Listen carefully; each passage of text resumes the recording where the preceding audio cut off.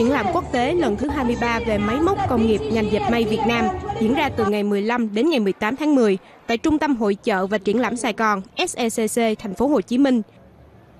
Triển lãm trưng bày các loại máy móc tự động hóa, số hóa và những công nghệ máy móc tiên tiến nhất trong ngành dệt may như máy dệt kim tròn, máy in, góp phần đổi mới sáng tạo và sản xuất thân thiện với môi trường. Đồng thời, tại đây cũng trưng bày các loại vải hiệu suất cao và vải chuyên dụng, phụ kiện may mặc và vật liệu nhuộm dệt, giới thiệu các loại vải chức năng tiên tiến như vải bền, hàng dệt co giãn và thuốc nhuộm giúp giảm lượng nước và hóa chất sử dụng, tạo ra các tiêu chuẩn mới về chất lượng và sản xuất thông minh trong ngành. Triển lãm là cơ hội cho doanh nghiệp trong nước và quốc tế giao thương, tiếp cận công nghệ, thiết bị hiện đại, nguyên phụ liệu tiên tiến, thúc đẩy đổi mới sáng tạo, tăng cường năng lực cạnh tranh và xây dựng thương hiệu sản phẩm Made in Việt Nam trên thị trường toàn cầu.